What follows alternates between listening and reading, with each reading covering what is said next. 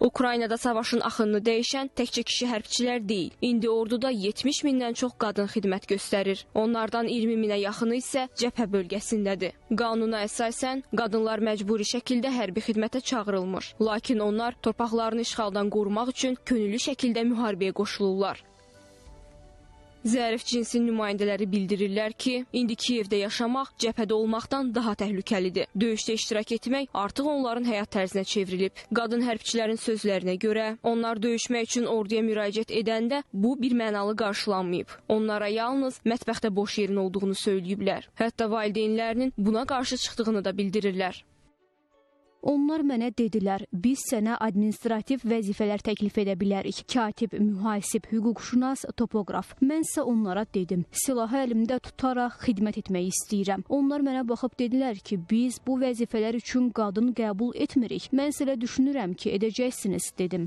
Qadın döyüşçülər hələ də bəzi kişi hərbçilərdən sənin burada nə işin var sualını eşitdiklərini deyirlər. Onların sözlərinə görə qadınlar hərb üçün daha yararlıdır. Xarici nəşrlər yazır ki, orduda gender müxtəlifliyi komandada problem həll etmə bacarığını artırır. Qadınların hərbçi kimi iştirakı ictimaiyyətin orduda cinsiyyət tarazlığını görməsi üçün vacibdir. Bu, ordunun legitimliyini gücləndirə bilər. Tədqiqatlar göstərir ki, cinslər arası inteqrasiya qoşunların hazırlığına, komanda birliyi və əhval-ruhiyyəsinə nisbətən təsir göstərir.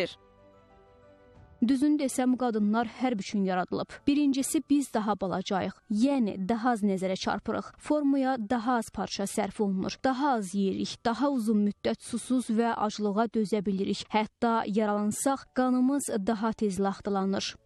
Ukrayna ordusunda qadınlar hərbi istiqamətlə yanaşı psixoloji aspektdə də fəaliyyət göstərirlər. Eyni zamanda onların bəziləri xəndəklərin təmizlənməsində, yaralıların daşınmasında iştirak edirlər.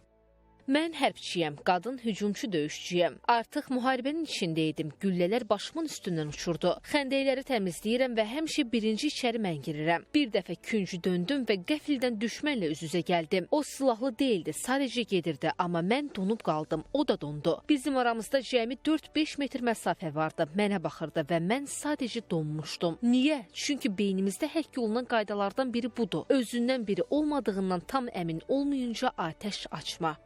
Ukraynada qadınların kütləvi sürətli orduya qoşulması 2014-cü ildən başlayıb. Rusiya Krımı ilhaq etdiyi üçün onlar torpaqlarını qorumaq adına dövlətə müraciət ediblər. Həmin müddət ərzində 10 minlərlə qadın ordu sıralarına qoşulub. Lakin onlara hərbi işlər tapşırılmayıb. Hətta bir çoxu ləyaqət inqilabından sonra döyüşlərə qoşulmaq niyyətində olub. Amma Ukraynalı qadınları arxa cəbhədəki işlərə cəlb ediblər. Ölkədə artan bir sıra etirazlardan sonra onlara silah tutmaq və atəş açmaq təlimləri keçirilməyə başlanılıb. 2018-ci ildə hökumət qadınlara orduda döyüş vəzifələri tutmaq icazəsi verib. Sırf onlar üçün 63 döyüş mövqeyi açılıb. Elə bundan sonra qadınların orduda sayı artıb.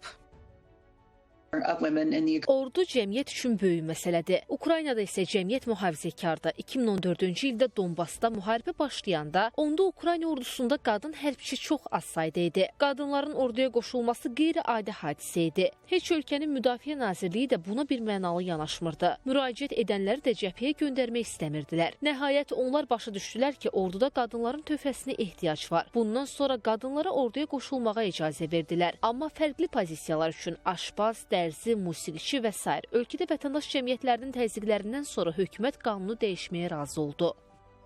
Qadınlara müharibədən uzaqlaşmaq üçün Ukraynanı tərk etməyə həmişə icazə verilib. Analitiklər deyirlər ki, gələcəkdə orduda daha çox qadınlar xidmət göstərəcək. Həm də bunun döyüşçülər arasında balans yaratdığı bildirilir. Qeyd edək ki, 2021-ci ildən bu günə qədər orduda qadınların sayı 40% artıb.